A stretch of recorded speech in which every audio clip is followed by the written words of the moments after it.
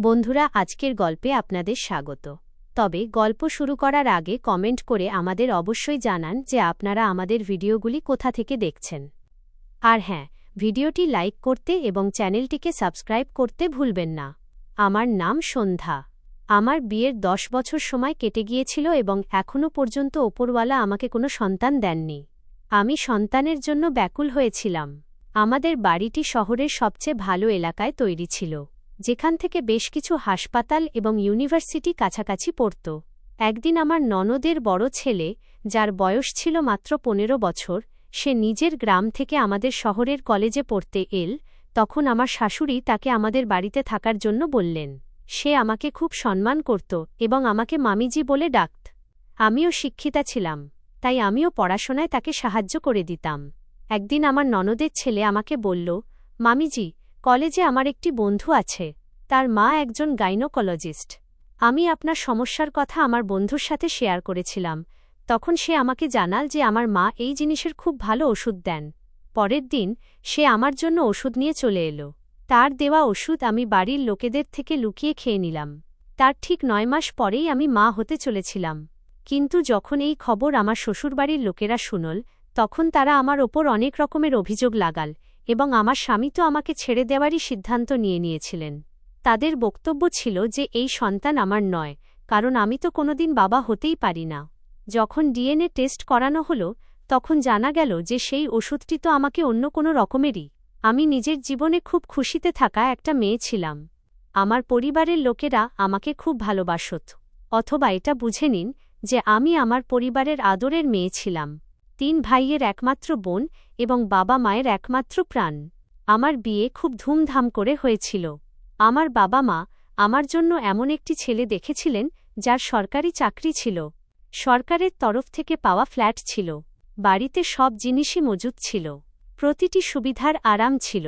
বিয়ের আগেও আমার জীবন আরামদায়ক ছিল এবং বিয়ের পরেও। আমার বাড়ির লোকেরা আমার বিয়ে অন্য শহরে করলেও আমাকে বেশিক্ষণ নিজেদের থেকে দূরে রাখেনি। ওনারা তাড়াতাড়ি আমার শ্বশুরবাড়িতে আসতেন। কিন্তু যখন আমার মা অসুস্থ হলেন এবং ওনার মৃত্যু হল, তখন ঘরের পরিস্থিতি যেন খুব বেশি খারাপ হয়ে গেল। মায়ের চলে যাওয়ার পর বাবাও অসুস্থ থাকতে শুরু করলেন এবং ভাইয়েরা বিয়ে করে নিল, তাই তারা নিজেদের পরিবার নিয়ে ব্যস্ত হয়ে পড়ল। এদিকে আমার জীবন বিয়ের পর 1-2 বছর তো একেবারে ঠিকঠাক কাটল। কিন্তু তারপর যেমন যেমন সময় কাটতে লাগল, মনের মধ্যে একটা দুঃখ জায়গা করে নিল। আমার বাচ্চা খুব ভালো লাগত। আমি চাইতাম যে আমার কোল আলো হোক, কিন্তু কাউকে জবাব দেওয়ার জন্য আমার মুখ থেকে একটা শব্দও বের হতো না। সময় কেটে যেতে লাগল এবং লোকেদের বলা কথাগুলো সত্যি হতে লাগল। আমি বাচ্চা নিতে দেরি করছিলাম না, বরং ওপরওয়ালার তরফ থেকেই দেরি ছিল। এবং তারপর দেখতে দেখতে এতটাই দেরি হয়ে গেল যে আমাদের বিয়ের 10 বছর কেটে গিয়েছিল এবং এখনও পর্যন্ত আমার কোনো সন্তান ছিল না। আমি শ্বশুরবাড়িতে খুব সুখে ছিলাম। আমার স্বামী আমাকে ভালোবাসতেন, শাশুড়ি সম্মান করতেন, যা এবং ভাসুরও ভালো ছিলেন। আমিও ওনাদের মন জয় করতে কোনো খামতি রাখিনি। আমি সবসময় সেই কাজই করতাম যা আমার স্বামী এবং ওনার পরিবারের লোকেদের পছন্দ হতো। আমাদের বাড়িতে সুখ শান্তি ছিল। জীবন ভালোই কাটছিল। বিয়ের 10 বছর কেটে গিয়েছিল, কিন্তু এই 10 বছরে আমার কোল একবারের জন্য পূর্ণ হতে পারেনি। এই 10 বছর আমি কত কষ্টের মধ্যে কাটিয়েছি তা শুধু আমিই জানতাম। প্রতি বছর আমার জন্য একটা নতুন আশা নিয়ে আসত। প্রতি বছর আমি এবং আমার স্বামী ভাবতাম যে হয়তো এবার ওপরওয়ালা আমাদেরও এই খুশিটা দিয়ে দেবেন। কিন্তু তারপর আরও একটি বছর নীরবতার সাথে কেটে যেত এবং আমাদের জীবন যেখানকার সেখানেই থেকে যেত। আমার স্বামী একজন ভদ্র মানুষ ছিলেন। মহল্লায় ওনার সম্মান ছিল। উনি সবসময় আমার খেয়াল রাখতেন এবং আমিও সবসময় ওনার পাশে থাকার চেষ্টা করতাম। কিন্তু এখন সন্তান না হওয়ার দুঃখটা এমন ছিল যা কখনো আমাদের মন থেকে মুছে যায়নি। আমরা দুজনে একে অপরকে বোঝার চেষ্টাও করতাম। তবুও কখনো কখনো এই দুঃখটাই আমাদের মধ্যে ঝগড়ার কারণ হয়ে দাঁড়াত। আমি ওনার প্রতিটি প্রশ্নে, ওনার প্রতিটি ঝগড়ায় চুপ হয়ে যেতাম। কখনো উনি রেগে যেতেন তো কখনো আমি ওনার ওপর রেগে যেতাম। আমরা দুজনে একে অপরকে বুঝিয়ে নিতাম, কারণ আমরা দুজনেই জানতাম যে এই কষ্টের মধ্যে শুধু কোনো একজনের খামতি নেই, বরং আমরা দুজনেই সমান অংশীদার। আমরা যৌথ পরিবারে থাকতাম। বাড়িতে সবদিকে বাচ্চাদের আওয়াজ আসতেই থাকত। আমার জায়ের 4 সন্তান ছিল। 2টি মেয়ে, একটি বড় ছেলে এবং একটি ছোট ছেলে ওনার কোলে ছিল। আমার ভাসুরও ভালো মানুষ ছিলেন। আমরা সবাই একই বিল্ডিংয়ে থাকতাম এবং আমাদের বড় ফ্ল্যাট ছিল, কারণ আমার ভাসুরও সরকারি চাকরি করতেন এবং দুই ভাই মিলে একটাই বড় ফ্ল্যাট পেয়েছিলেন। সবাই একতা ও ভালোবাসার সাথে থাকত। আমার মনের মধ্যে একটা ছোট অভাব জেগে উঠত। আমি ভাবতাম যে যদি আমার আঙিনাতেও একটা ছোট্ট বাচ্চা দৌড়ে বেড়াত, যে আমাকে মামুনি বলে ডাকত। কিন্তু ভাগ্য হয়তো আমার জন্য অন্য কিছুই লিখে রেখেছিল। আমার শাশুড়ি না জানি কত মানুষের উদাহরণ দিতেন। বলতেন যে এখানে কারো বিয়ের ৩ বছর পর, কারো বিয়ের ৫ বছর পর এবং কারো বিয়ের ৮ বছর পর বাচ্চা হয়েছে। তোমারও হয়ে যাবে। কিন্তু তারপর ধীরে ধীরে ওনার এই সহানুভূতি খোঁচায় রূপ নিতে লাগল। কেউ বলতো তোমার ওপর কেউ জাদুটোনা করেছে, কেউ বলতো কোনো পণ্ডিত বা বাবার কাছে যাও, কেউ বলতো কোনো মন্দিরে গিয়ে দর্শন করো, কেউ আলাদা আলাদা রকমের ওষুধের কথা বলতো যে যদি এই ধরনের ওষুধ খাও তো বাচ্চা হয়ে যাবে। ওনাদের তরফ থেকে যে আসত সে কোনো না কোনো নতুন পরামর্শ অবশ্যই দিত, কিন্তু আমার মনের ক্ষত কারও পরামর্শেই ভরত না। আমরা শহরের বড় থেকে বড় ডাক্তারকে দেখিয়েছিলাম, সব রকমের টেস্ট করিয়েছিলাম, কতবার রিপোর্টস হাতে নিয়ে ডাক্তারের সামনে বসে থেকেছি। অবশেষে একদিন একজন ডাক্তার খুব গম্ভীর হয়ে আমাদের বোঝালেন যে তোমাদের দুজনের মধ্যে আলাদা করে এমন কোনো রোগ বা খামতি নেই যার কারণে বাচ্চা হচ্ছে না। সমস্যা হল আপনাদের শুধু ওপরওয়ালার ওপর ভরসা রাখা উচিত, কারণ দেরি ওপরওয়ালার তরফ থেকেই হচ্ছে। এই কথাটি শুধু একজন ডাক্তার নন, বরং অনেক ডাক্তারই বলেছিলেন। ডাক্তাররা নিজেদের মতো করে চিকিৎসা করতেন। কেউ ৩ মাসের চিকিৎসা বলেছিলেন, কেউ ৬ মাসের বলেছিলেন, তো কেউ বছর খানেকের বলেছিলেন। আমি এবং আমার স্বামী ডাক্তারের সব রকমের চিকিৎসা করেছিলাম, সব রকমের রিপোর্টস করিয়েছিলাম এবং তারপর শেষে যখন চিকিৎসা শেষ হয়ে যেত তখন ডাক্তাররা হাত তুলে বলে দিতেন যে আপনাদের ওপরওয়ালার কাছে প্রার্থনা করা উচিত। এত সব চিকিৎসায় আমার স্বামীর সময় এবং টাকাও প্রচুর খরচ হয়েছিল, কিন্তু আমাদের যে কোনোভাবে হোক একটা বাচ্চা চাই ছিল, তাই আমরা কখনো সময় এবং টাকার পরোয়া করিনি। ডাক্তারের এই কথাগুলোতে আমরা দুজনে একে অপরের দিকে তাকাতাম, কারণ আমাদের কাছে বলার মতো কোনো শব্দই থাকত না। আমরা চুপচাপ সেখান থেকে ফিরে আসতাম এবং শুধু আফসোস করেই রয়ে যেতাম। আমি ঈশ্বরের কাছে প্রতিদিন প্রার্থনা করতাম যে তিনি আমাকে এত অপেক্ষা কেন করাচ্ছেন। আমাদের দুজনের মনে এক অদ্ভুত অনুভূতি চলছিল। না আমরা একে অপরের থেকে আলাদা হতে পারছিলাম, না জীবনটাকে নতুন করে আবার শুরু করতে পারছিলাম। তারপর আমরা এটাই ভেবে নিয়েছিলাম যে হয়তো এটাই আমাদের ভাগ্য। লোকে বলে যে খুশি শুধু টাকায় হয় না, বরং সন্তান হওয়াও ওপরওয়ালার এক ধন সম্পদ, আর হয়তো আমাদের কপালে এই সম্পদ লেখা ছিল না। ওপরওয়ালা আমাদের সন্তান তো দেননি, কিন্তু দুনিয়ার সুখ সুবিধায় কোনো খামতি রাখেননি। আমার স্বামীর মাইনে খুব ভালো ছিল এবং আমার ভাসুরের মাইনেও খুব ভালো ছিল।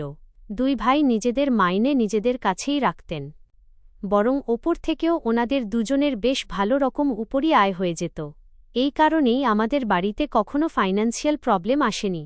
খাওয়া দাওয়ার প্রতিটি জিনিস মজুদ থাকত, ভালো গাড়ি, বড় বাড়ির আরাম, সব সুবিধা ছিল।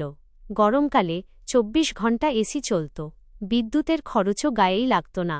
সময়ের সাথে সাথে আমার স্বামী এবং ভাসুরের আয় আরও বেশি বাড়তে লাগল।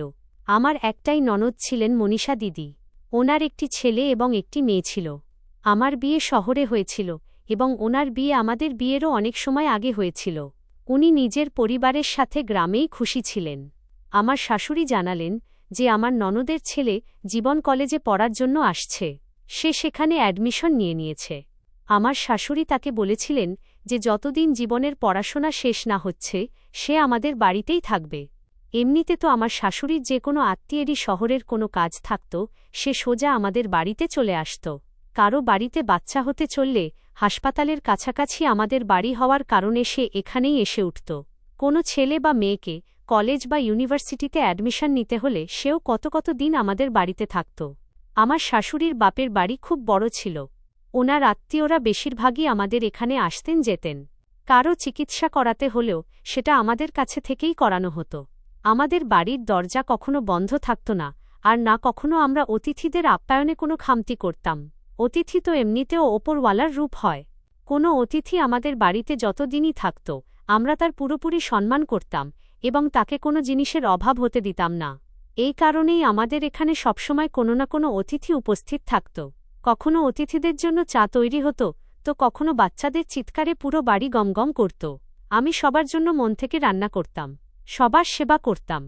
বাচ্চাদের জন্য তাদের পছন্দের জিনিস তৈরি হতো। আমার ননদের ছেলেরাও বেশিরভাগ সময় আমার সাথেই থাকত। তারা আমাকে খুব পছন্দ করত। বাচ্চারা যখন সবকিছু খেয়ে দিয়ে খুশি হতো তখন আমারও আনন্দ হতো। কিন্তু রাতের বেলা যখন সবাই যে যার ঘরে চলে যেত এবং পুরো বাড়িতে নীরবতা নেমে আসত, তখন আমার মনের মধ্যে এক অদ্ভুত শূন্যতা নেমে আসত। আমি ভাবতাম যে এই সব বাচ্চারা আমার বাড়িতে তো আসে, কিন্তু এদের মধ্যে কেউই আমার নিজের নয়। এরা সবাই কিছুদিন পর যে যার নিজের বাড়িতে ফিরে যাবে এবং তারপর এই বড় বাড়িটা আবার আগের মতোই নিস্তব্ধ হয়ে যাবে। আমার জায়ের ছেলেরাও আমার নিজের সন্তান নয়। তারা নিজের মাকে নিজের মামনি বলে, নিজের বাবাকে নিজের বাবা বলে, আমাকে তো চাচিই বলে। আমি মা শব্দ শোনার জন্য ব্যাকুল হয়েছিলাম। আমার এবং আমার স্বামীর মধ্যে ঝগড়াও কম হতো না। কখনো কখনো উনি রেগে গিয়ে আমাকে এমন সব কথা শুনিয়ে দিতেন যা আমার মন ভেঙে দিত। উনি বলতেন, যদি আমাদের কাছেও নিজেদের সন্তান থাকত তবে জীবনটা অন্যরকম হতো, আমাদের জীবনে কত আনন্দ থাকত না। তারপর উনি চুপ হয়ে যেতেন। কখনো কখনো কত ঘন্টা আমার সাথে কথা বলতেন না। আমি কাঁদতাম, কিন্তু তারপর মনকে এটাই বুঝিয়ে নিতাম যে ডাক্তার তো পরিষ্কার বলে দিয়েছেন যে সমস্যা আমাদের দুজনের মধ্যে কারও নেই, ওপরওয়ালার তরফ থেকেই দেরি হচ্ছে। কিন্তু দোষ যদি আমাদের দুজনের মধ্যে শুধু একজনের হতো তবে হয়তো অন্যজন তার বেঁচে থাকা সত্যিই কঠিন করে দিত। কিন্তু এখানে আমরা দুজনেই একই ধরনের পরীক্ষার মধ্য দিয়ে যাচ্ছিলাম। তবু সত্যিটা এটাই ছিল যে আমার স্বামী আমাকে বেশি কথা শুনিয়েছিলেন এবং আমি প্রতিবার চুপ থেকে সেসব সহ্য করতাম, কারণ কখনো কখনো ভালোবাসা মানুষকে চুপ থাকতেও শিখিয়ে দেয়। আমার কথা কখনো কখনো আমার ফ্যামিলির সাথে হতো। ওনারা আমার খোঁজ খবর নিতেন, আমাকে নিজেদের কাছে ডাকতেন। কিন্তু এখন আমি সেখানে যাওয়াও ছেড়ে দিয়েছিলাম, কারণ সেখানেও যখন আমি যেতাম তখন আমার এমন অনেক আত্মীয় ছিলেন যারা আমার সাথে দেখা করতে আসতেন এবং ওনাদের সবার মুখেও সন্তান নিয়েই প্রশ্ন থাকত। ওনাদের উত্তর দিতে দিতে আমি ক্লান্ত হয়ে যেতাম। তাই আমি বাড়িতে থাকাই বেশি ভালো মনে করেছিলাম। এমন অনেক আত্মীয় ছিলেন যারা আমার শ্বশুরবাড়িতেও আসতেন, তো যাওয়ার সময় এটাই বলতেন যে শুধু ওপরওয়ালা যেন সন্ধ্যা আর নমনের বাচ্চার মুখটা দেখিয়ে দেন, তারপর চাইলে আমাদের এই দুনিয়া থেকে ডেকে নেন। শুরুর দিকে ওনাদের এই কথাগুলো শুনে আমার একটা আশা জাগত যে হয়তো সত্যিই ওপরওয়ালা কোনোদিন আমার কোল আলো করবেন। কিন্তু সময় কেটে যেতে লাগল এবং একে একে সেই সব বয়োজ্যেষ্ঠরা এই দুনিয়া থেকে বিদায় নিলেন যারা আমাদের সন্তান হওয়ার আশীর্বাদ দিয়েছিলেন। কিন্তু ওনাদের প্রার্থনা পূরণ হওয়ার আগেই ওনাদের জীবন শেষ হয়ে গিয়েছিল। প্রত্যেকের জীবন শেষ হওয়ার পর আমার এটাই মনে হতো যেন আমার আরও একটি আশা ওনাদের সাথে চলে গেছে। সময়ের সাথে সাথে অনেক কিছু বদলে গিয়েছিল। আগে আমরা সবাই একসাথে বসে একসাথেই খাওয়া দাওয়া করতাম। খাওয়া দাওয়ার পর অনেকক্ষণ গল্পগুজব করতাম। কিন্তু এখন আর তেমন ছিল না। আমার শাশুড়ি এখন বেশ অসুস্থ থাকতে শুরু করেছিলেন। ওনার হাঁটুতে ব্যথা থাকত, চলাফেরা করতেও কষ্ট হতো। উনি বেশিরভাগ সময় নিজের ঘরে বিছানায় শুয়েই কাটাতেন এবং দিনের বেলাতেও বেশিরভাগ নিজের ঘরেই থাকতেন। আমার যা, উনি বেশিরভাগ সময় নিজের বাচ্চাদের কাজে ব্যস্ত থাকতেন এবং আমি ঘরের বাকি সব কাজ দেখে নিতাম। আমি আমার শাশুড়ির খুব সেবা করতাম। ওনার জন্য চা বানাতাম, ঠিক সময়ে ওনাকে ওষুধ দিতাম। কখনো ওনার পা টিপে দিতাম, তখন উনি চুপচাপ আমার দিকে তাকিয়ে থাকতেন। একটা দীর্ঘশ্বাস ফেলে বলতেন, বৌমা, মনে হয় আমিও আমার জীবন শেষ করে একদিন এই দুনিয়া থেকে চলে যাব, কিন্তু তোমাদের দুজনকে বাচ্চার মুখ দেখিয়ে নিজের কোলে তুলে নিতে পারব না। ওনার এই কথা শুনে আমার বুকের ভেতর যেন কেউ পাথর চাপা দিয়ে দিত। আমি হাসার চেষ্টা করতাম এবং বলতাম, মমিজি, এমন কথা বলবেন না। ওপরওয়ালা খুব দয়ালু, তিনি যখন চান সব কিছু করতে পারেন। কিন্তু মনের গভীরে আমি জানতাম যে 10 বছর কেটে গেছে এবং প্রতিটি পার হওয়া দিন আশাকে আগের চেয়েও কম করে দিচ্ছিল। উনি দিনগুলিতে আমার ননদের ছেলে এখানে আসার প্রস্তুতি নিচ্ছিল। তার অ্যাডমিশন আমাদেরই শহরের কলেজে হয়ে গিয়েছিল। আমার শাশুড়ি চাননি যে তার নানির বাড়ি এই শহরে থাকা সত্ত্বেও সে নিজে শহরের হোস্টেলে থাকুক। তাই উনি বলেছিলেন যে জীবন আমাদের বাড়িতেই থাকবে এবং উনি আমাদের জীবনের আশার খবর দিয়ে দিয়েছিলেন। আমার যা বলতে লাগলেন, সন্ধ্যা, আমার দ্বারা তো ঘরের কাজ বেশি একটা হয় না। এখন জীবন এখানে আসছে, তো তার কাজকর্মও তোমাকেই করতে হবে। আমি বললাম, ভাবি, কোনো ব্যাপার না, আমি কাজকর্ম দেখে ভয় পাই না। আমার শাশুড়িও নিজের নাতির চলে আসার কারণে খুব বেশি খুশি ছিলেন। যখন জীবন আমাদের বাড়িতে এল, তখন আমার শাশুড়ি তাকে বুকে জড়িয়ে ধরে খুব আদর করলেন। আখিরকার সে ওনার একমাত্র মেয়ের সন্তান ছিল। জীবনের চলে আসার কারণে বাড়িতে আবার চঞ্চলতা ও ব্যস্ততা শুরু হয়ে গিয়েছিল। সে এসেই সবার আগে বড়দের আশীর্বাদ নিল এবং বলতে লাগল যে, আমি তো এখানে আসার জন্য খুব এক্সাইটেড ছিলাম। সকালে প্রাতরাশের টেবিলে সবাই একসাথে জড়ো হয়ে যেত। আমার শাশুড়িও জীবনের কারণে ঘর থেকে বাইরে বেরিয়ে এসে প্রাতরাশ করতে শুরু করেছিলেন। নাতির আশাতে উনি খুব খুশি হচ্ছিলেন, কারণ মনীষা দিদি তো আমাদের বাড়িতে খুব কমই আসতেন। আমি জীবনের জন্য নতুন নতুন ধরনের ডিশ বানিয়েছিলাম। সে খুব খুশি থাকত এবং সবসময় আমার হাতের তৈরি খাবারের প্রশংসা করত। আমার জন্য সে ছিল মাত্র 15 বছরের, আর আমার কাছে সে সন্তানের মতোই ছিল। জীবনের চলে আসাতে আমার জায়ের ছেলেরাও ব্যস্ত হয়ে গিয়েছিল, কারণ সে ওদের সবাইকে পড়াতে শুরু করেছিল। আমার যাও তার আসার কারণে খুশি হয়ে গিয়েছিলেন এবং ঘরের কাজে আমার হাত বাটাতেন। জায়ের বাচ্চারা আগেই আমার প্রতি বেশ টান রাখত, কিন্তু সবচেয়ে বেশি টান ছিল ওদের ছোট ছেলের, যে এখন 3 বছরের হয়ে গিয়েছিল। সে সারাক্ষণ আমার আগে পিছে ঘুরঘুর করত। কখনো আমার হাত ধরে আমাকে আঙিনায় নিয়ে যেত, কখনো জেদ করত যে তার সাথে খেলি। আমিও আমার সব কাজ ছেড়ে তার সাথে বসে পড়তাম। তার খেলনা গোছাতাম, তাকে খাবার খাওয়াতাম এবং তাকে গল্প শোনাতাম। যখন সে হাসত, তখন আমার মনও কিছুক্ষণের জন্য শান্তি পেয়ে যেত। আমার স্বামীও এই বাচ্চাটিকে ভীষণ ভালোবাসতেন। সন্ধেও অফিস থেকে আসতেন তো উনি সবার আগে তাকে কোলে তুলে নিতেন, তার সাথে খেলতেন, তাকে বাজারে নিয়ে যেতেন, তার জন্য টয়েস নিয়ে আসতেন। কিন্তু অনেক সময় তার সাথে খেলতে খেলতে হঠাৎ উনি চুপ হয়ে যেতেন এবং বাচ্চাটিকে আস্তে করে নিচে নামিয়ে দিতেন। ও একটা দীর্ঘশ্বাস ফেলে বলতেন যে, সন্ধ্যা, ঠিকই দুনিয়ার সব বাচ্চাকে নিজের মনে হোক না কেন, কিন্তু নিজের সন্তান তো নিজেরই হয়। ওনার এই কথা আমার বুকে তীরের মতো লাগত, কিন্তু আমি কিছু বলতাম না, কারণ আমি জানতাম যে উনিও আমার মতোই একটা ভেঙে যাওয়া মানুষ। উনি দিনগুলিতে আমাদের বাড়িতে জীবনের সাথে দেখা করার জন্য কিছু দিনের জন্য তার বাবা এসেছিলেন। মনীষা দিদিরও এখানে আসার খুব ইচ্ছে ছিল, কিন্তু উনি আসতে পারেননি। জিজাজিরও এখানে শহরে কিছু কাজ ছিল, তো উনি ভাবলেন যে কিছুদিন শ্বশুরবাড়িতেও থেকে যাই। আমি আর ভাবি মিলে ওনার জন্য প্রচুর খাবার বানিয়েছিলাম। ওনার বেশ খাতির করেছিলাম। কিছুদিন থেকে উনি আমাদের বাড়ি থেকে চলে গেলেন। এদিকে জীবনের পড়াশোনাও ভালোই চলছিল। আমাদের এখানে আগেই বেশ আত্মীয় স্বজন এসে থাকতেন। এটা তো তাও তার নানা বাড়ি ছিল, তাই তার আশাতে সবাই এখানে খুব খুশি ছিল। এমনিতে আমাদের আরও অনেক আত্মীয় এখানে এসে নিজেদের পড়াশোনা শেষ করেছে এবং আমাদেরই বাড়িতে থেকেছে। তাদের জন্য আমাদের বাড়ির দরজা খোলা থাকত। আমাদের বাড়িতে 2টি ঘর সবসময় খালি পড়ে থাকত, তাই জীবনকে বাড়ির কোণের দিকের ঘরটি দেওয়া হয়েছিল। সে বেশিরভাগ সময় নিজের বইপত্রের মধ্যেই ব্যস্ত থাকত। সকালে কলেজে যেত, লাইব্রেরিতে চলে যেত, সন্ধেও ফিরে এসে নিজের ঘরে পড়াশোনা করত। কখনো কখনো খাওয়ার সময় সবার সাথে বসত, তারপর আবার নিজের ঘরে চলে যেত। তার রোজকার এটাই রুটিন ছিল।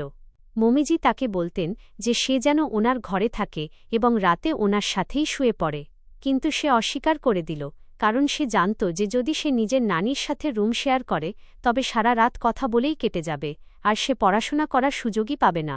অথচ সে এখানে পড়াশোনা করার উদ্দেশ্য নিয়েই এসেছিল। আমার স্বামী এবং ভাসুরও প্রাতঃকালে অফিসে চলে যেতেন। আমি আমার শ্বশুরের জায়গায় বড় ভাইয়ের পা ছুঁয়ে ওনার থেকে আশীর্বাদ নিতাম। উনি আমাকে আমার কোল পূর্ণ হওয়ার আশীর্বাদ দিয়ে বাড়ি থেকে বেরিয়ে যেতেন। ভাবি এবং আমি ঘরের কাজে লেগে যেতাম। ওনাদের ছেলেরাও তাড়াতাড়ি স্কুলে চলে যেত, আর আমি কাপড় কাচতাম, পরিষ্কার পরিচ্ছন্ন করতাম, কখনো নিজের শাশুড়ির সেবা করতাম। অন্যদিকে জীবন চুপচাপ নিজের পড়াশোনায় ব্যস্ত থাকত। গ্যালারিতে হালকা হালকা হাওয়া চলত, বাইরে থেকে গাছগুলো দুলতে দেখা যেত। বাড়ির পরিবেশ কিছুক্ষণের জন্য খুব শান্ত ও আরামদায়ক হয়ে যেত, কিন্তু এই শান্তির পেছনে একটা দুঃখ সবসময় বেঁচে থাকত। আমার শাশুড়ি প্রায়ই আমার স্বামীকে নিজের ঘরে ডেকে নিতেন এবং তারপর না জানি কি কথা বলতেন। কতবার যখন উনি ঘর থেকে বাইরে বেরোতেন, ওনার মুখে উদ্বেগের ছাপ স্পষ্ট দেখা যেত। আমি আন্দাজ করতে পেরেছিলাম যে উনি বারবার ওনার কান ভাঙাতেন এবং বলতেন যে, বাবা, এখনও সময় আছে, দ্বিতীয় বিয়ে করে নে, হয়তো ওপরওয়ালা তোকে সন্তান দিয়ে দেবেন, নয়তো বুড়ো বয়সে খুব পস্তাবি। আমি এই সব কথা জানতাম, কিন্তু আমি চুপ থাকতাম, কারণ আমি কারো মন বদলে দিতে পারতাম না। এক-দুবার তো ব্যাপারটা এই পর্যায় পর্যন্ত বেড়ে গিয়েছিল যে বাড়িতে আমার স্বামীর দ্বিতীয় বিয়ের কথাবার্তা শুরু হয়ে গিয়েছিল। আমার শাশুড়ি আমার ভাসুরকেও বলতেন যে, তুমি তোমার ছোট ভাইকে বোঝাও, সে যেন দ্বিতীয় বিয়ে করে নেয়। বড় ভাই মমিজিকে বলতেন যে, আপনি ওর জন্য মেয়ে দেখা শুরু করুন, যদি ওর ইচ্ছে থাকে তবে ও হ্যাঁ করে দেবে। তাই ওনার জন্য একটা মেয়েও দেখে নেওয়া হয়েছিল। আত্মীয় স্বজনরা আসতে যেতে শুরু করেছিল, চিন্তাভাবনা হতে শুরু করেছিল, এবং আমার এমন মনে হতে লেগেছিল যে হয়তো এবার আমার পার্সোনাল লাইফ চিরতরে বদলে যেতে চলেছে। সেই সময় আমি নিজের বুকে পাথর চাপা দিয়ে নিয়েছিলাম। আমি নিজে আমার স্বামীকে বলেছিলাম যে, যদি তোমার মনে হয় যে দ্বিতীয় বিয়ে করলে তোমার জীবন পূর্ণ হতে পারে, তবে করে নাও, আমি তোমাকে আটকাব না। হয়তো ওপরওয়ালা তোমাকে সন্তান দিয়ে দেবেন। উনি বেশ কিছুক্ষণ চুপচাপ বসে রইলেন। তারপর উনি আমার দিকে তাকিয়ে বললেন, সন্ধ্যা, যদি আমার সন্তান হয় তবে সে তোমারও সন্তান হবে। তুমি এই বাড়িতে সবসময় বড় মা হয়ে থাকবে। আমি তোমার সম্মান কখনো কম হতে দেব না। আমি চোখে জল নিয়ে শুধু মাথা নেড়ে দিয়েছিলাম, কারণ এই সময় আমার কাছে এছাড়া আর কোনো উত্তর ছিল না। আমি মনে মনে আমার ঈশ্বরের সিদ্ধান্তকে মেনে নিয়েছিলাম, কিন্তু ভাগ্য হয়তো এখনও অন্য কিছু লিখে রেখেছিল, কারণ না জানি কিভাবে ধীরে ধীরে সেই পুরো ব্যাপারটা নিজেই ঠান্ডা পড়ে যেতে লাগল। সম্পর্কটা ভেঙে গেল, কথাবার্তা বন্ধ হয়ে গেল, এবং জীবন আরও একবার আগের মতোই নীরবতার সাথে চলতে লাগল। যেখানে আমার মনের মধ্যে এই অনুভূতি আগের চেয়েও বেশি গভীর হয়ে গিয়েছিল যে কখনো কখনো মানুষ একটা সিদ্ধান্তের জন্য নিজেকে প্রস্তুত করে নেয়, কিন্তু সিদ্ধান্ত অবশেষে ওপরওয়ালার ওখানেই হয়, এখানে পৃথিবীতে নয়। জীবন বেশ স্মার্ট এবং ড্যাশিং ছেলে ছিল, নিজেকে খুব গুছিয়ে পরিপাটি করে রাখত। তার কাছে মোবাইলও ছিল, সে অবসরে নিজের ফটো ক্লিক করতে থাকত। তার স্বভাব খুব ভালো ছিল, সে বেশিরভাগ সময় নিজের কাজ নিয়েই থাকত। কলেজ থেকে আসার পর তৈরি হয়ে বইপত্র নিয়ে চলে যেত। সন্ধেও ফিরে এসে নিজের ঘরে বসে পড়াশোনা করতে লাগত। কখনো কখনো ছুটির দিনে গ্যালারিতে চেয়ার পেতে বই পড়ত। কখনো নিজের নানি মায়ের কাছে গিয়ে ওনার শরীরের খোঁজ খবর নিত। কখনো ওনার পা টিপে দিত। কখনো ভাবির বাচ্চাদের কোলে তুলে নিয়ে ওদের সাথে খেলতে লাগত। বাড়িতে থাকতে থাকতে সেও আমাদের সবার সাথে মিশে গিয়েছিল। সে আমাকে খুব সম্মানের সাথে মামিজি বলে ডাকত। কখনো চা খেতে খেতে বলে উঠত, মামিজি আপনি খুব ক্লান্ত হয়ে গেছেন। কখনো জিজ্ঞেস করত যে আপনার শরীর কেমন আছে। কখনো জিজ্ঞেস করত যে আপনার শরীর কেমন আছে মামিজি। কখনো নিজের মামার অফিস থেকে আসার ব্যাপারে কথা বলত। কখনো ঘরের সাধারণ বিষয়গুলো নিয়ে দু-চারটে কথা হতো। সে যদিও 15 বছরের ছিল, কিন্তু খুব বুদ্ধিমানের মতো কথা বলত। বেশিরভাগ সময় আমাদের এই সমস্ত টপিক নিয়েই কথা হতো। আমার সন্তান না থাকার পরেও পরিবারে এটা কোনো নতুন কথা ছিল না। আমার বিয়ে স্বাভাবিক বয়সেই হয়েছিল, তাই আমার বয়স এখনও খুব বেশি মনে হতো না, কিন্তু সময় অবশ্যই অনেক কেটে গিয়েছিল। কিছু মাস আগেই ডাক্তার আমাকে শেষবারের মতো বুঝিয়েছিলেন যে এখনও আশা পুরোপুরি শেষ হয়ে যায়নি। যদি ঈশ্বর চান তবে আগামী 10 বছরের মধ্যেও বাচ্চা হতে পারে, কিন্তু তারপর চান্সেস একটু কমে যাবে। আমি সেই দিন থেকে এটাই ভাবতে থাকতাম যে হয়তো আমার কাছে আসার সময়টাও ধীরে ধীরে শেষ হয়ে আসছে। একদিন দুপুরের সময় ছিল, বাড়িতে নীরবতা ছিল। আমার যা নিজের বাচ্চাদের ঘুম পাড়াচ্ছিলেন, আমার শাশুড়ি ওষুধ খেয়ে আরাম করছিলেন, জায়ের বড় বাচ্চারা অন্য ঘরে পড়াশোনা করছিল, আমার স্বামী এবং ভাসুর অফিসে গিয়েছিলেন। অন্যদিকে জীবনের সেদিন কলেজ ছুটি ছিল, সে নিজের ঘরে বসে পড়াশোনা করছিল। আমি রান্নাঘর থেকে চা বানিয়ে তার ঘরে নিয়ে এলাম, তখন সে বই বন্ধ করে দিল এবং আস্তে করে বলল, মামিজি, আপনি যদি কিছু মনে না করেন তবে আপনাকে একটা কথা বলবো। আমি বললাম যে হ্যাঁ বলো, কি কথা। সে কিছু মুহূর্ত চুপ করে রইল, তারপর বলল, আমি একজন ডাক্তারকে চিনি, উনি আমার বন্ধুর মা, খুব ভালো গাইনোকোলজিস্ট। আমি আমার বন্ধুকে আপনার ব্যাপারে বলেছিলাম। সে এসব শুনে বলল যে তার মা প্রেগন্যান্সির খুব ভালো চিকিৎসা করেন, এত ভালো ওষুধ দেন যে নিঃসন্তান মানুষও খুব তাড়াতাড়ি সন্তান পেয়ে যায়। আপনি যদি বলেন তবে আমি ওনার কাছে গিয়ে আপনার জন্য ওষুধ নিয়ে চলে আসি। আমি চাই যে আপনারও কোল আলো হোক, কারণ বাচ্চা না হওয়ার কারণে আপনার আর মামাজির মধ্যে অনেক ঝগড়া হয়। আমি তার কথায় হালকা হেসে দিলাম এবং আস্তে করে বললাম, জীবন, যদি তুমি জানতে যে আমরা এই 10 বছরে কি কি করেছি তবে হয়তো তুমি এই কথা বলতে না। তোমার ধারণাও নেই যে আমরা কত ডাক্তার বদলেছি, কত ওষুধ খেয়েছি। কত শহরের চক্কর কেটেছি। যেখানে কেউ বলল ভালো ডাক্তার আছেন সেখানে চলে গেলাম, যেখানে কেউ বলল চিকিৎসার আশা আছে সেখানেও চলে গেলাম। আমরা আমাদের তরফ থেকে কোনো চেষ্টাই বাকি রাখিনি। আমি কিছুক্ষণ থামলাম, তারপর ধীরে ধীরে বললাম, এই ব্যাপারে তোমার মামাজি কখনো অবহেলা করেননি। যেখানে কেউ ওনাকে কোনো ভালো ডাক্তারের ব্যাপারে বলল, উনি তাড়াতাড়ি আমাকে নিয়ে সেখানে চলে গেলেন। যেখানে কেউ ওনাকে বলল যে কোনো বাবা আছেন, খুব ভালো টোটকা বলেন, উনি আমাকে সেখানেও নিয়ে চলে গেলেন এবং বাড়ি গিয়ে আমরা টোটকাও ট্রাই করলাম। যেখানে কেউ বলল কোনো বৈদ্যমশাই আছেন, খুব ভালো ওষুধ দেন, খেয়ে নাও, বৈদ্যমশাইয়ের ওষুধ, ঘরোয়া টোটকাও ট্রাই করলাম, কিন্তু কোনো ফলাফল বেরোল না। গত 1 বছর ধরে তো আমরা শুধু সময়টাকে ওপরওয়ালার ওপর ছেড়ে দিয়েছি। এখন শুধু প্রার্থনাই করি। জীবন আমার পুরো কথাটা চুপচাপ শুনছিল। তারপর সে খুব কনফিডেন্সের সাথে বলল, মামিজি, যখন এত কিছু করেইছেন, তখন শেষবারের মতো আমার বন্ধুর মায়ের থেকে একবার ট্রিটমেন্ট করিয়ে দেখেই নিন। কি জানি, হয়তো ইসিতেই আপনার ভালো লেখা আছে। ওপরওয়ালা ওনার মাধ্যমেই হয়তো আপনাকে প্রেগন্যান্ট করে দেবেন। আমি নিরুপায় হয়ে হেসে বললাম, না জীবন, আমি এখন জাস্ট খুব ক্লান্ত হয়ে গেছি। কখনো কোনো বৈদ্যের ওষুধ খেলাম তো আমার মুখে পিম্পলস এসে গেল, কখনো ডাক্তারের ওষুধ খেলাম তো বডিতে অ্যালার্জি হয়ে গেল, কখনো কেউ বলল কাত খেয়ে নাও তো বডিতে উইকনেস এসে গেল। বাড়িতেও না জানি কি কি পিষে পিষে ওষুধ বানানো হলো, কিন্তু প্রতিবার আশা ভেঙে গেল। এখন আমি শুধু প্রার্থনাই করি। সে বলল, মামিজি, জাস্ট একটা মাস আমার কথা মেনে নিন। আমি যে ওষুধ আপনাকে এনে দেব সেটা একটা মাস খেয়ে নিন, আপনার অবশ্যই ফারাক পড়বে। আর যদি আপনার ফারাক না পড়ে, তবে আর কোনোদিন আমি এই বিষয়ে আপনার কাছে একটা শব্দও বলবো না। আমি কিছুক্ষণ ভাবলাম, তারপর মনে এটাই খেয়াল এল যে অবশেষে এই ছেলেটাও তো আমাদেরই ভালো চাইছে, নয়তো আজকালকে কার ব্যাপারে এত ভাবে। আমি তার দিকে তাকিয়ে বললাম, আচ্ছা ঠিক আছে, একটা মাসই তো, কোনো ব্যাপার না, আমি তোমার কথা মেনে নিচ্ছি, কিন্তু গাইনোকোলজিস্টের কাছে তো আমাকে যেতে হবে। উনি আমাকে দেখেই তো আমার ট্রিটমেন্ট করবেন। বলো আমাকে ওনার ক্লিনিক কোথায়? সে বলল যে, না না মামিজি, আপনার ওখানে যাওয়ার কোনো দরকার নেই। আপনার পুরো কন্ডিশনের ব্যাপারে আমি ওনাকে আগেই বলে দিয়েছি। উনি আমাকে আগেই বলেছিলেন যে যখন আপনি আমাকে অনুমতি দিয়ে দেবেন, তখন আমি আপনার ওষুধ ওনার থেকে নিয়ে আসি। আমি কাল আপনার ওষুধ নিয়ে আসব। উনি খুব ভালো গাইনি, পেশেন্টকে না চেক করেও ভালো ওষুধ দিয়ে দেন। আমি বললাম যে আচ্ছা ঠিক আছে, নিয়ে এসো। আমি বললাম আচ্ছা ঠিক আছে, নিয়ে এসো। আমার কথা শুনে তার মুখে স্বস্তি চলে এল। তারপর সে বলল, মামিজি, আমি আপনার জন্য কালই ওষুধ নিয়ে আসব। ওই ওষুধটা আপনাকে রাতে খেতে হবে। আমি বললাম ঠিক আছে। পরের দিন সে আমাকে ওই ওষুধ এনে দিয়ে দিল।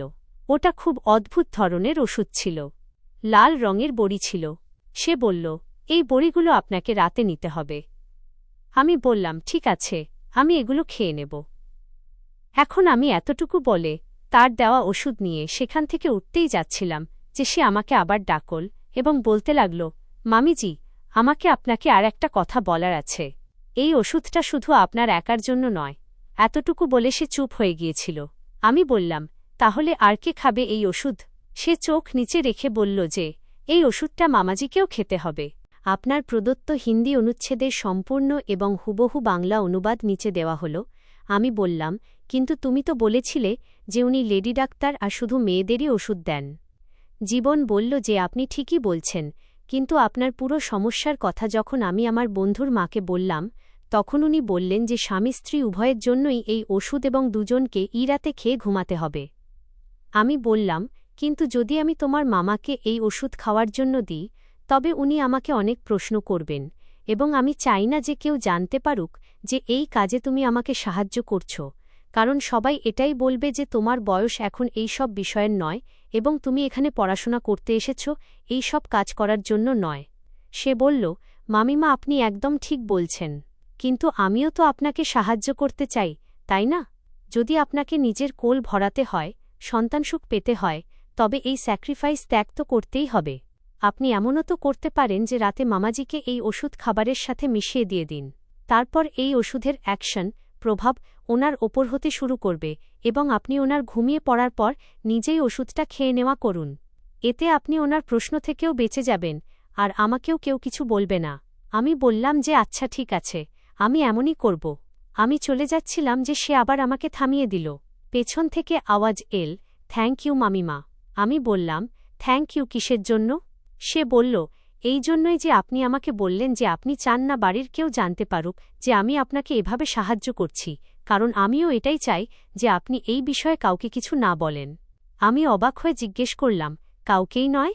সে বলতে লাগল যে হ্যাঁ, এখনই নয়, এমনকি নানিকেও, দিদা ঠাকুমা বলবেন না। শুধু একটা মাস ধৈর্য ধরুন, তারপর ওপরওয়ালার কৃপায় সবকিছু ঠিক হয়ে যাবে, তখন সবাইকে সত্যিটা বলে দেবেন। আমি অবাক হয়ে বললাম যে আচ্ছা ঠিক আছে। আসলে সে একদিক থেকে একদম ঠিকই বলছিল। আগে যদি আমরা কাউকে কোনো কথা বলে দিই, তবে তারপর প্রত্যেক আসা যাওয়া করা মানুষ নতুন নতুন কথা বলা শুরু করে দেয়। আমি চাই যে একটা মাস শান্তিতে কেটে যাক, তারপর যা হবে সবার সামনে হবে। আমিও এটাই ভাবলাম যে একটা মাসই তো দেখি ওপরওয়ালার তরফ থেকে কি ফয়সালা আসে। যেখানে আমার মনে এই ভাবনাই চলছিল যে হয়তো এই ছেলেটি সত্যিই খুব সম্মান ও আশার সাথে আমাদের সাহায্য করতে চায়। কারণ আজকের দিনে কে অন্য কারো দুঃখকে নিজের মনে করে তার জন্য এত চিন্তা করে? আর সে তো এমনিতেও এখনও কম বয়সের একটা বাচ্চা ছেলে ছিল। সেই দিনগুলোয় বাড়ির পরিবেশও বদলাতে শুরু করেছিল। আমার জ্যাঠানি, ভাসুরের স্ত্রী, একদিন আমার কাছে এলেন। উনি জামাকাপড় ভাঁজ করতে করতে বললেন, আরে সন্ধ্যা, আমি ভেবেছি কিছুদিনের জন্য বাচ্চাদের নিয়ে নিজের বাপের বাড়ি থেকে ঘুরে আসি। অনেক দিন হয়ে গেল ওখানে যাওয়া হয়নি। তোমার ভাইয়াও, স্বামী এটাই বলছেন। উনি তো ওনার কাজের ব্যস্ততার কারণে ওখানে যেতে পারবেন না, কিন্তু উনি এটাই চান যেন আমি কিছুদিন আমার বাপের বাড়ির লোকেদের সাথে কাটিয়ে আসি। আমি হেসে বললাম, ঠিক আছে ভাবি, আপনি চলে যান। এখানের চিন্তা করবেন না, ঘর আমি সামলে নেব।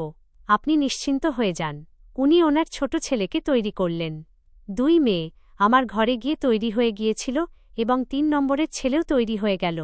তারপর ওনার মেয়েরা ওনার প্যাকিং করতে সাহায্যও করল এবং কিছুদিন পরই উনি ভোপালে নিজের বাপের বাড়ি চলে গেলেন। আমি জানতাম যে উনি যখন বাপের বাড়ি যেতেন তখন সহজেই 1-1.5 মাস ওখানেই কাটিয়ে ফেরত আসতেন। ওনার চলে যাওয়ার পর বাড়ি আগের চেয়ে অনেক বেশি নিঝুম, খামোশ হয়ে গিয়েছিল। আপনার দেওয়া পরবর্তী হিন্দি অনুচ্ছেদের সম্পূর্ণ এবং হুবহু বাংলা অনুবাদ নিচে দেওয়া হল। এখন উনিও ছিলেন না। আমার শাশুড়ি বেশিরভাগ সময় নিজের ঘরে বিশ্রাম করতেন। ওনার শরীর দিনের পর দিন দুর্বল হয়ে পড়ছিল। অন্যদিকে আমার স্বামী রোজ সকালে অফিসে চলে যেতেন। আমি আমার ভাসুরকেও চা আর জলখাবার বানিয়ে দিয়ে দিতাম, তাই উনিও অফিসে চলে যেতেন। সেই সময় একদিন সন্ধ্যায় আমার স্বামী রাতের খাবার খেতে খেতে বললেন, আজকাল অফিসে কাজের চাপ খুব বেড়ে গেছে। এখন হয়তো আমি রোজই দেরি করে বাড়ি ফিরব। মিটিংও থাকে আর অনেক ফাইলও সামলাতে হয়। আমি শুধু এটুকুই বললাম যে ঠিক আছে, যেমন আপনার ইচ্ছে। ওনার দেরি করে আসার কারণে আমি সেই ওষুধ না তো ওনাকে ঠিকমতো দিতে পারছিলাম আর না নিজে নিতে পারছিলাম, কারণ জীবন আমাকে বলেছিল যে যখন আমি বিছানায় ঘুমানোর জন্য শোব, ঠিক তার 5 মিনিট আগেই ওই ওষুধটা খেতে হবে। বেশি সময় আগে খাওয়া যাবে না, অন্যথায় ওই ওষুধ ক্ষতিও করতে পারে এবং আমাকে আমার স্বামীকেও ওষুধটা ঠিক এইভাবেই খাওয়াতে হতো। আমি রাতে খাবারদাবার গুছিয়ে নেওয়ার পর ঘরেই কোনো না কোনো কাজ নিয়ে বসে থাকতাম। রাতে যখন দেরি করে আমার স্বামী বাড়ি আসতেন তখন আমি ওনাকে খাবার বেড়ে দিতাম। ওনার ভাগের ওষুধটা আমি ওতেই মিশিয়ে দিতাম এবং উনি যখন বিছানায় গিয়ে ঘুমিয়ে পড়তেন তখন নিজের ওষুধটাও খেয়ে নিতাম এবং তারপর খুব চমৎকার, গভীর ও শান্তিময় ঘুম আসত। তারপর সকালে যখন অ্যালার্ম বাজত তখনই চোখ খুলত। ইদানিং আমার সাথে এমনটা হতে শুরু করেছিল যে আমার আর আমার স্বামীর এত গভীর ঘুম আসছিল, কারণ আগে আমরা এতটা গভীর ঘুমে ঘুমাতাম না। আমার অভ্যাস ছিল সকাল 6টায় ওঠার আর অ্যালার্ম বাজত 9টায়। আমার স্বামীও সকাল 8টা নাগাদ উঠে যেতেন। কিন্তু এখন বেশ কিছু দিন ধরে আমি খেয়াল করছিলাম যে সারারাত এত গভীর ঘুম হওয়া সত্ত্বেও অ্যালার্মের আওয়াজেই আমাদের চোখ খুলত। আমি যখন এই কথাটা আমার স্বামীকে বললাম যে আমরা কি কিছু বেশি ঘুমাচ্ছি না, তখন উনি বললেন যে হতে পারে সারাক্ষণ এসি চলে, এই কারণে বেশি ভালো ঘুম হচ্ছে। এই কথাটা ঠিক মনোপুত হল না, কারণ সারাক্ষণ এসি চলা তো আমাদের বাড়িতে একটা সাধারণ ব্যাপার ছিল, যেহেতু আমার স্বামীর সরকারি বাড়ি ছিল। বিদ্যুতের আলাদা করে কোনো হিসেব ছিল না, তাই বাড়ির ঘরগুলোয় ঠান্ডা থাকত। বেশ কিছুদিন কেটে গেল। এই ওষুধ আমি আমার স্বামীকেও খাবারে মিশিয়ে চুপচাপ দিয়ে যাচ্ছিলাম আর তারপর নিজেও খাচ্ছিলাম। জীবন নিজের পড়াশোনাও করত আর আমাকে সাহায্যও করছিল এবং বাড়ির রেশন ইত্যাদিও এনে দিয়ে দিত। বাড়িতে থাকতে থাকতে আমাদের কথাবার্তা আগের চেয়েও কিছুটা বেশি হতে শুরু করেছিল। কখনো সোফায় একসাথে বসে সন্ধ্যার চা খেতে খেতে ২-৪টে কথা হয়ে যেত। কখনো ওনার নিজের পড়াশোনা নিয়ে কিছু সমস্যা হলে ও আমাকে জিজ্ঞেস করে নিত। কখনো ও নিজের গ্রামের কোনো কথা শোনাত, যা শুনে আমার কোনো না কোনো কথায় হাসি পেয়ে যেত, আর আমরা দুজনে হেসে দিতাম। আমার কাছে ও এখন আমার বাড়িরই একজন সদস্যের মতো ছিল, কারণ ওনার মা তো আমাদের বাড়িতেই নিজের জীবন কাটিয়েছিলেন এবং ও সবার আদরেরও ছিল, যার সাথে রোজকার কথাবার্তা হয়ে যেত, আর বাড়ির নিস্তব্ধতা কিছুক্ষণের জন্য হালকা মনে হতো। একদিন দুপুরের সময় না জানি কেন আমার মন হঠাৎ বাইরে কিছু খাওয়ার জন্য আকুল হয়ে উঠল। সন্ধ্যায় যখন আমার স্বামী অফিস থেকে এলেন, তখন আমি ওনাকে মৃদুস্বরে বললাম যে আজ আমার ফুচকা গোলগাপ্পা খাওয়ার খুব ইচ্ছে করছে। যদি সময় থাকে তবে আমাকে কোথাও বাইরে নিয়ে চলুন। আপনার প্রদত্ত হিন্দি অনুচ্ছেদের সম্পূর্ণ এবং হুবহু বাংলা অনুবাদ নিচে দেওয়া হল। কোনো অংশ বাদ না দিয়ে পুরোটি অনুবাদ করা হয়েছে। তিনি আমার দিকে তাকিয়ে তেতো সুরে বললেন, আজ তোমার টক ফুচকা খাওয়ার কেন ইচ্ছে করছে? আমি বললাম, শুধু ফুচকাই নয়, বরং আমার মন তো কিছু টক খাওয়ার জন্য আকুল হচ্ছে। তিনি বললেন, তোমার মন টক খাওয়ার জন্য কেন ছটফট করছে? সেটাই তো আমি জিজ্ঞেস করছি। বাচ্চা তো তোমার জন্ম দেওয়ার ক্ষমতা নেই। আসলে এই ন্যাকামি নখরা কিসের জন্য? ওনার এই কথাটা আমার বুকে এসে তীরের মতো বিঁধল। আমি মৃদু স্বরে বললাম, কারো মন এমনিতেও তো কিছু খেতে বা পান করতে চাইতে পারে। সম্পর্ক তো শুধু প্রেগন্যান্সির গর্ভাবস্থার সাথেই থাকে না। তিনি রেগে গিয়ে বললেন, যদি এতই ইচ্ছে থাকে তবে তুমি নিজেই চলে যাও। নিজের সাথে জীবনকেও নিয়ে যাও। আমার কাছে সময় নেই। আমি তাড়াতাড়ি বললাম যে আমি ওর সাথে কেন যাব? আমি আপনার সাথে যেতে চাই। ও একটা বাচ্চা ছেলে, আর আমি নিজের স্বামীর সাথে যেতে চাই। তিনি রেগে গিয়ে বললেন, যদি তুমি আমাকে সন্তান দিতে পারতে তবে আমি তোমাকে রাজকুমারী বানিয়ে রাখতাম। কিন্তু এখন আমার দ্বারা এই ন্যাকামি সহ্য করা সম্ভব নয়। এটা শুনে আমার চোখে জল চলে এসেছিল, কিন্তু ওনার সামনে কাঁদাটা আমি ঠিক মনে করলাম না। আমি চুপচাপ সেখান থেকে উঠে চলে গেলাম। মনটা এত ভারী হয়ে গিয়েছিল যে এই বাড়িতে থাকাটাও কঠিন মনে হচ্ছিল। কিছুক্ষণের মধ্যে জীবন আমার উদাসীনতা টের পেয়ে গেল। তাই সে জিজ্ঞেস করল যে মামিমা কি হয়েছে? আপনার শরীর তো ঠিক আছে না? আমি ওর মামা এবং আমার মধ্যে হওয়া কথাবার্তা সাধারণ উপায়ে ওকে জানিয়ে দিলাম। তখন সে বলল, যদি সত্যি আপনার ফুচকা খাওয়ার মন করে থাকে তবে চলুন, আমি আপনাকে নিয়ে যাচ্ছি। বাড়িতে মন খারাপ করে বসে থাকার চেয়ে ভালো যে কিছুক্ষণের জন্য বাইরের হাওয়া খেয়ে আসুন। আমি নিজের চেহারা ও পোশাক ঠিক করলাম এবং আমরা দুজনে বাজারে চলে গেলাম। সন্ধ্যার সময় ছিল। বাজার আলোয় ঝলমল করছিল। ঠেলাগাড়িগুলোতে ভিড় উপচে পড়ছিল।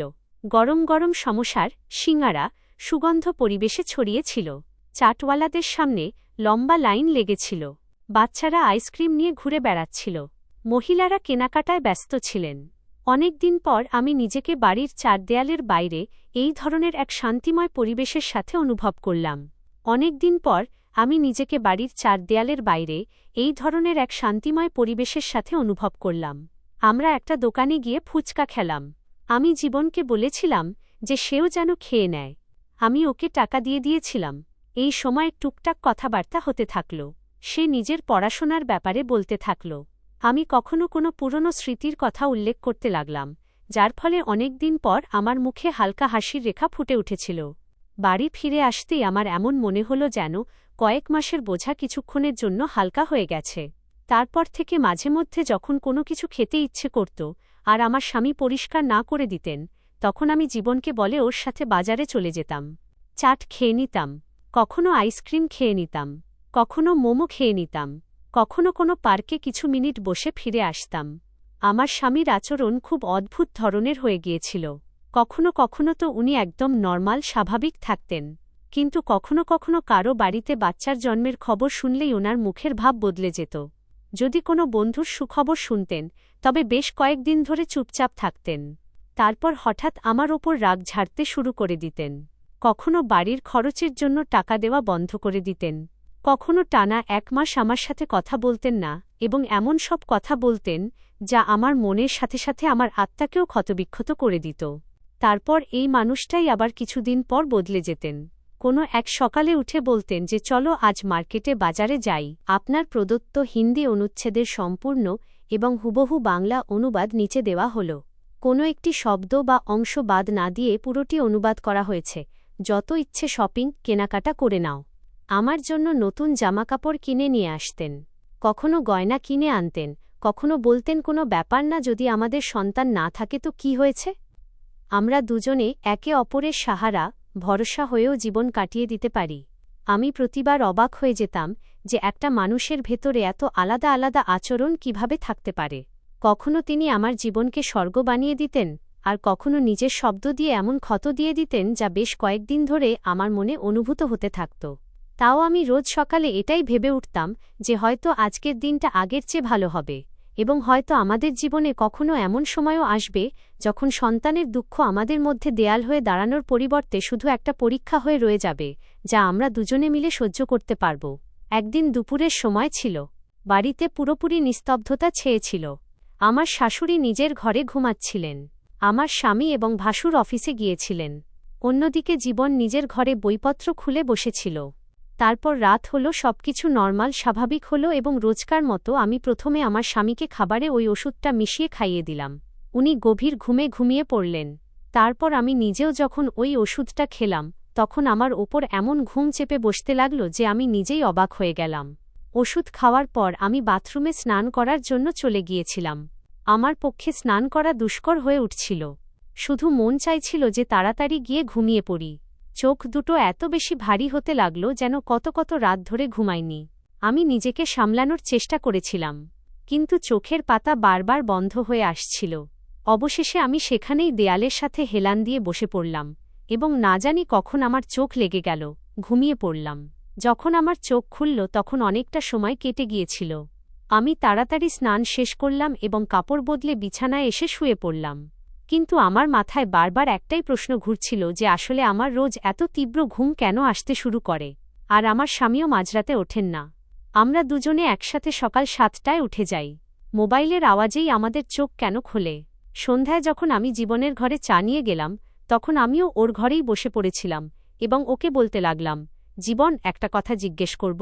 সে হেসে বলল যে, হ্যাঁ মামিমা, জিজ্ঞেস করুন।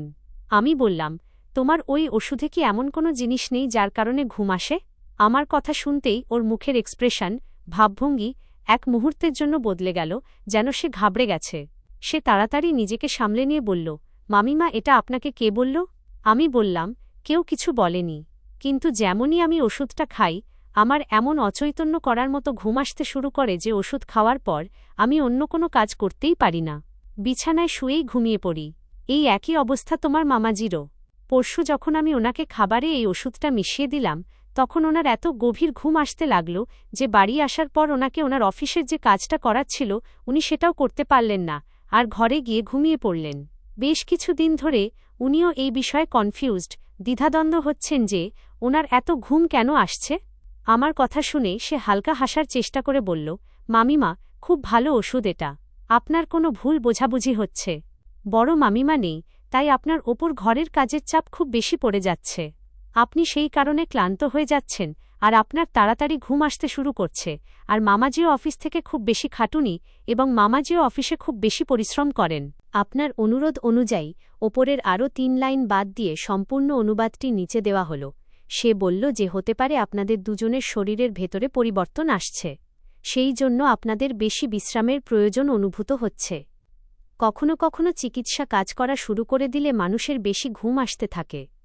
আমি মনের গভীরে একটা আশা বেঁধে বললাম, ওপরওয়ালা করুন যেন এমনটাই হয়। যদি সত্যি চিকিৎসা কাজ করে যায়, তবে আমার জীবন বদলে যাবে। সে চুপচাপ মুচকি হাসল এবং আবারও নিজের বই তুলে নিয়ে পড়তে লাগল। অন্যদিকে আমিও নিজের কাজকর্মে ব্যস্ত হয়ে পড়েছিলাম। এইভাবে দিন কাটতে লাগল, এবং দেখতে না দেখতেই 20-25 দিন কেটে গেল। সেই দিনগুলোয় আমি অনুভব করলাম যে আমার পেটে হালকা হালকা ব্যথা থাকতে শুরু করেছে। যখন তখন বমি বমি ভাব, জি মচলানা হতে শুরু করে। কখনো কোনো জিনিসের সুগন্ধ ভালো লাগে না, কখনো হঠাৎ খাওয়ার ইচ্ছে বদলে যায়। এই সব কথা সত্ত্বেও আমার মনে খুশির একটা ঢেউও ওঠেনি, কারণ এই সব কিছু আমার সাথে আগেও বহুবার হয়ে চোকা ছিল। যখনই কোনো নতুন ওষুধ খেতাম বা কোনো নতুন চিকিৎসা শুরু করতাম, তখন কিছুদিনের জন্য আমার শরীরে এই ধরনের পরিবর্তন চলে আসত। কখনো বমি হয়ে যেত, কখনো দুর্বলতা অনুভব হতো, কখনো অদ্ভুত রকমের কন্ডিশন পরিস্থিতি তৈরি হতো। কিন্তু প্রতিবার শেষ পর্যন্ত আশা ভেঙে যেত যে 10 বছরের বিবাহিত জীবনে মা হতে পারলাম না। এমনকি কখনো একাধ মাসের জন্য প্রেগন্যান্সি গর্ভাবস্থা এখানে যে এমনকি কখনো একাধ মাসের জন্য প্রেগন্যান্সি টেকেনি। সেই জন্য আমি নিজের মনকে আগেই বুঝিয়ে রেখেছিলাম যে কোনো রিঅ্যাকশনেই প্রতিক্রিয়া খুশি হওয়া চলবে না, কারণ যত বড় আশা তৈরি হয় পরে ততটাই বড় দুঃখ পাওয়া যায়। এই দিনগুলোয় আমার মাথায় জীবনের অনেক পুরনো ক্ষত তাজা হতে শুরু করেছিল। সেগুলোর মধ্যে একটা ঘটনা এমন ছিল যা আমি চেয়েও কখনো ভুলতে পারিনি। একটা সময় এমন এসেছিল যখন আমার নিজের স্বামীর ওপর সন্দেহ হতে শুরু করেছিল। শুরুতে আমি নিজেকেই বোঝাতাম।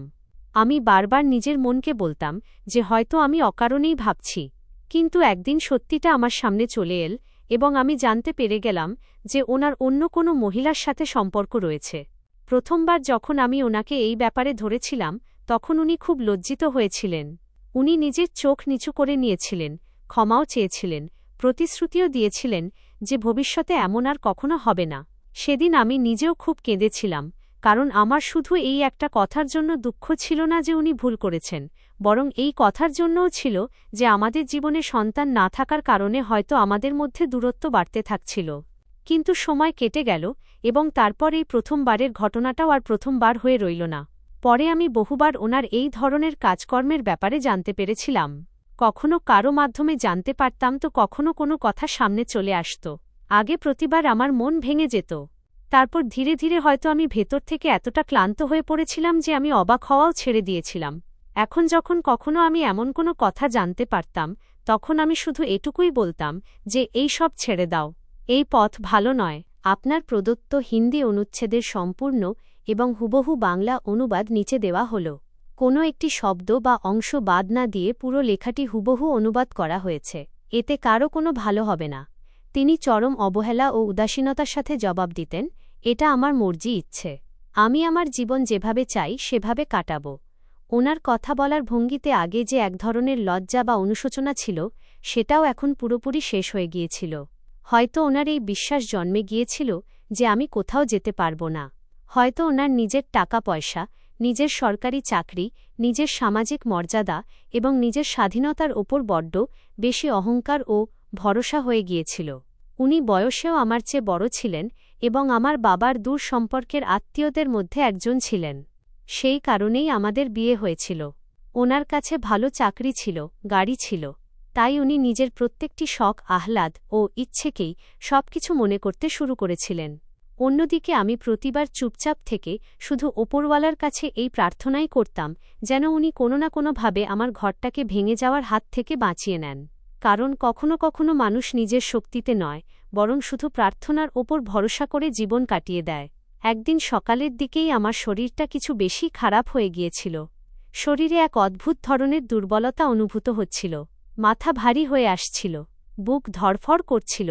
আমি ভাবলাম আজকেও হয়তো ওষুধেরই প্রভাব হবে, তাই আমি কাউকে কিছু জানাইনি। সেদিন আমার স্বামীর ছুটি ছিল। উনি বাড়িতেই উপস্থিত ছিলেন। আমি রান্নাঘরে চা বানাচ্ছিলাম যে হঠাৎ আমার চোখের সামনে অন্ধকার ছেয়ে গেল। আমার হাত থেকে কাপটা কখন পড়ে গেল আর আমার নিজেরও আর কিছু মনে রইল না। যখন চোখ খুলল তখন আমি আমার স্বামীর কোলে ছিলাম। উনি চরম ঘাবড়ে গিয়ে বারবার আমার নাম ধরে ডাকছিলেন। তারপর উনি আমাকে তাড়াতাড়ি গাড়িতে বসালেন এবং শহরের এক বড় ডাক্তারের কাছে নিয়ে গেলেন। পুরো রাস্তায় ওনার মুখে চিন্তার ছাপ স্পষ্ট দেখা যাচ্ছিল।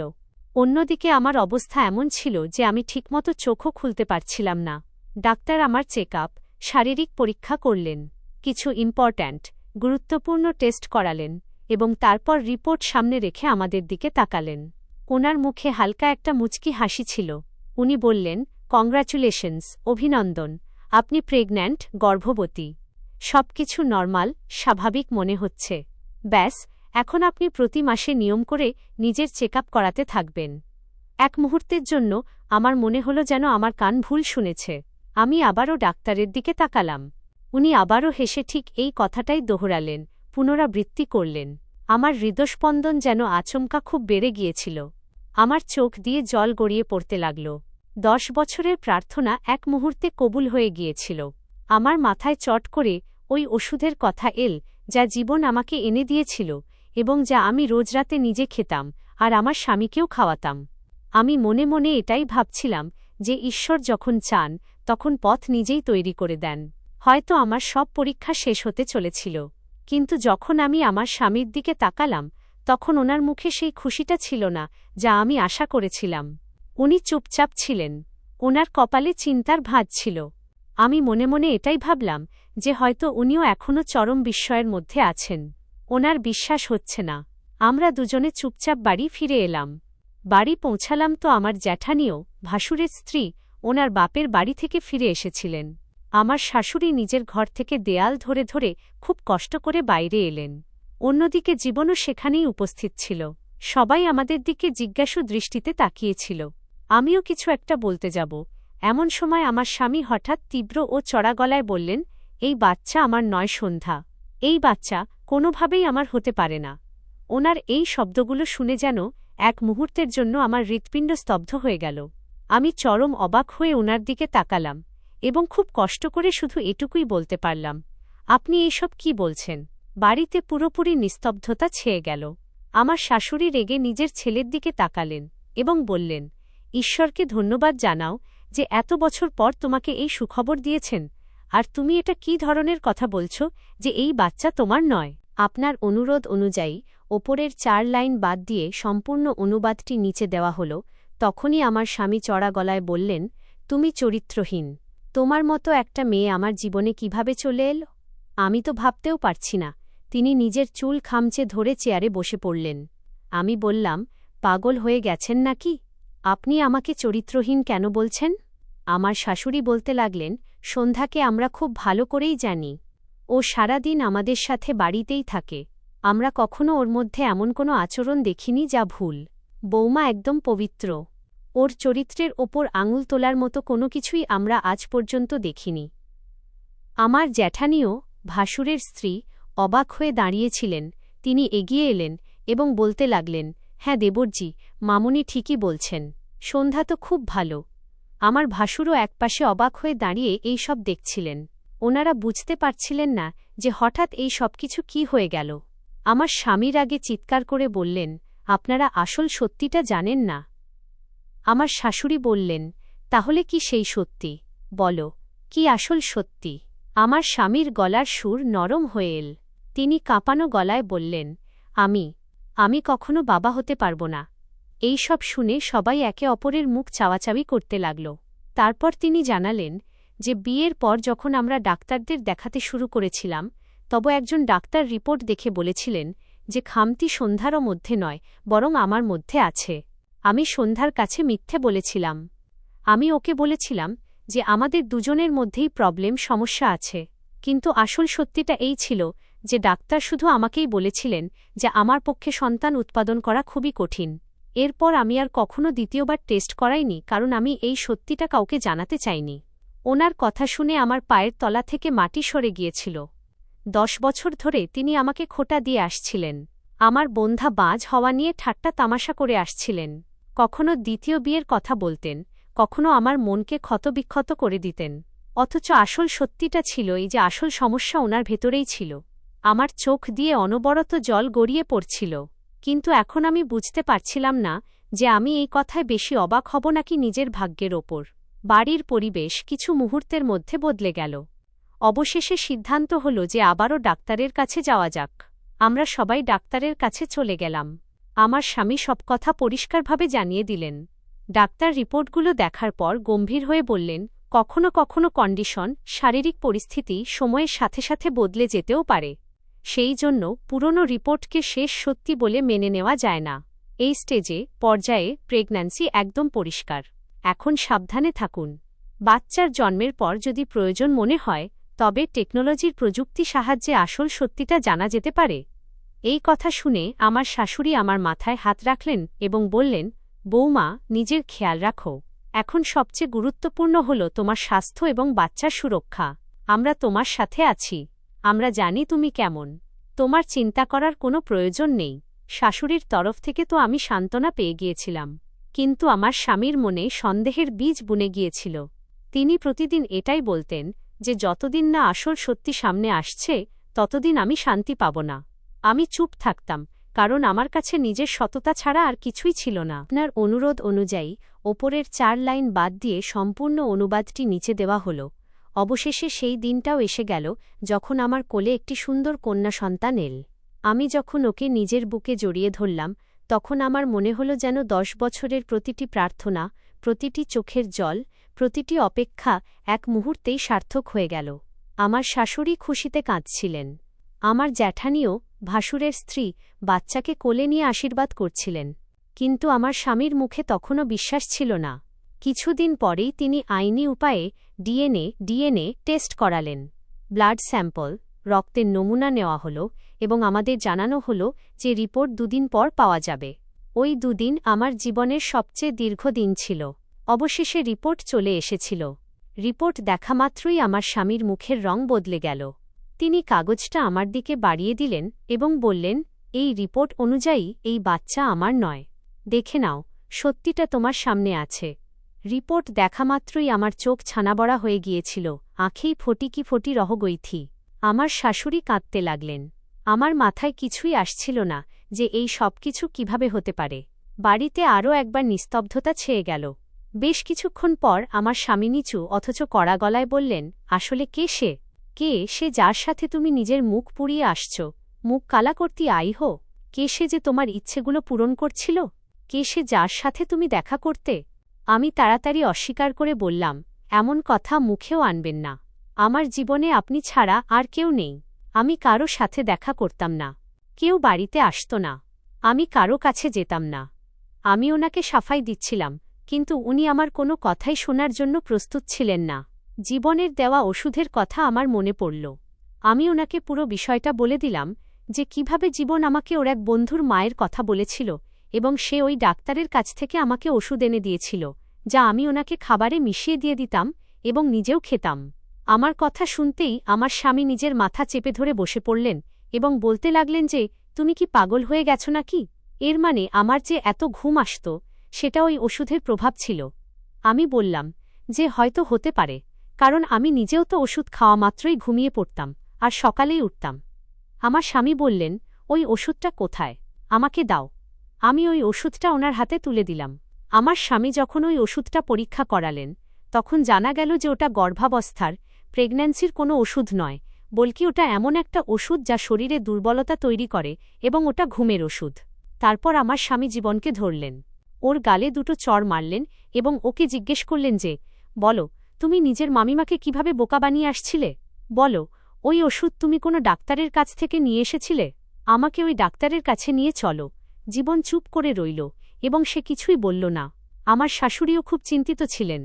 তিনি আমার স্বামীকে বকাঝকা করলেন এবং বললেন যে আমার নাতির গায়ে হাত তোলার চেষ্টা করবে না।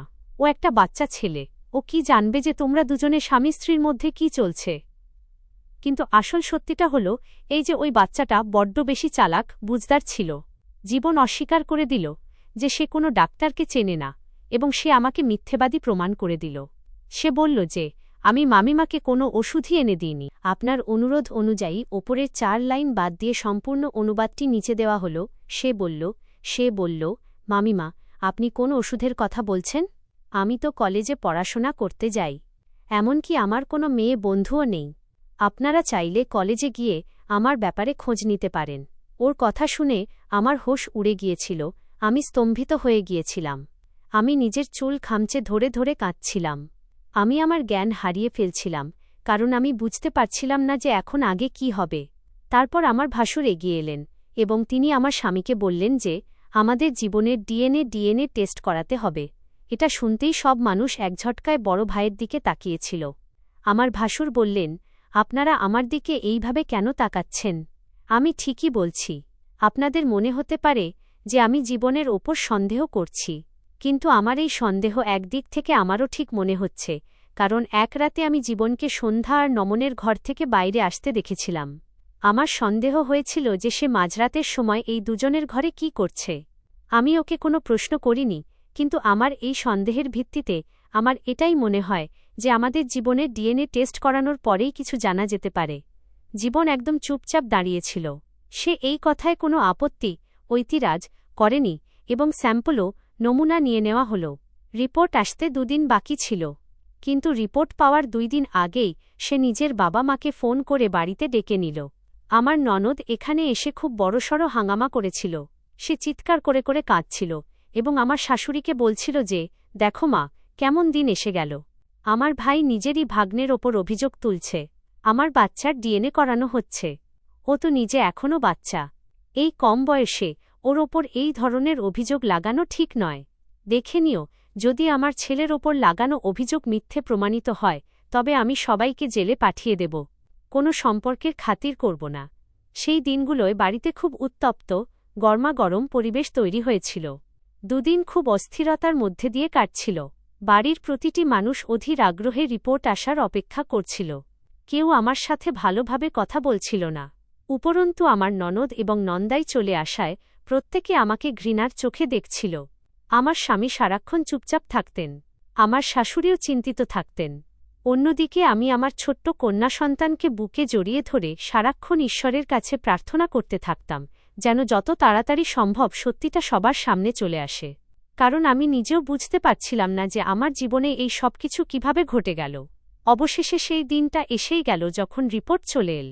আমার স্বামী কাঁপানো হাতে খামটা খুললেন এবং কিছু মুহূর্ত ধরে চুপচাপ কাগজের দিকে তাকিয়ে রইলেন।